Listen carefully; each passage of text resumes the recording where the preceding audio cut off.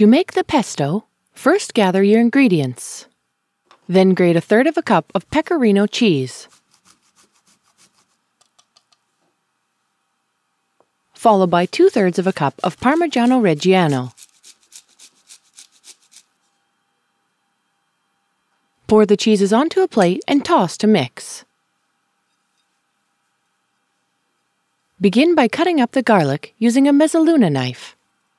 Simply rock your knife back and forth like this. This can be a bit of a workout, but I'm sure you'll be happy with the final result once you're done. However, you can use a large chef's knife. Clean the blade as you go by scraping it with a knife.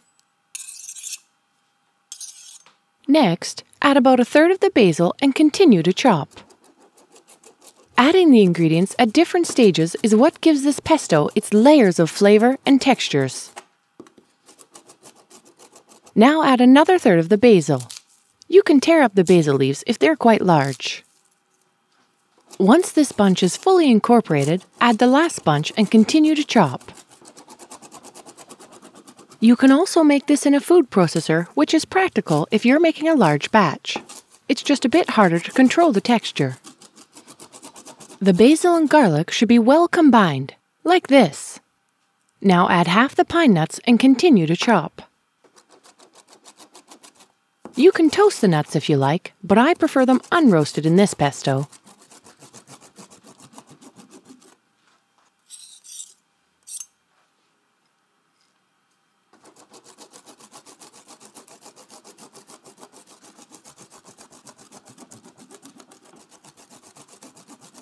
Once the mixture is fully combined like this, gather everything together and incorporate the cheese in 2 batches.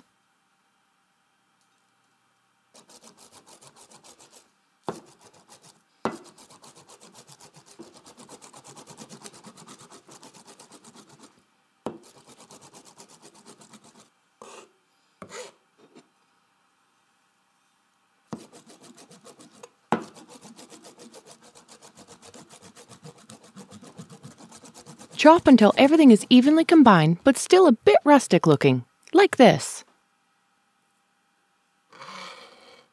Now transfer this to a bowl and add a bit of the olive oil. The oil will soak into everything, so keep adding it until you reach the consistency you like. For me, I add oil until the pesto looks like this. Lastly, taste the pesto for seasoning. You may want to add a bit of salt. This will depend on the saltiness of the cheeses. Now be proud of yourself for going to the effort of making this delicious pesto. Whether you serve it as a sauce, add it to a pasta, or put it on a pizza, I'm sure you'll be happy. Just compare this to these store-bought pestos. Some even contain spinach to keep their color bright green. The fine texture of both comes from being pureed in a food processor, which is fine if you find a brand you are happy with. Because yes, this homemade pesto is more work, but the end result is much better. Just look at the beautiful texture and the flavor.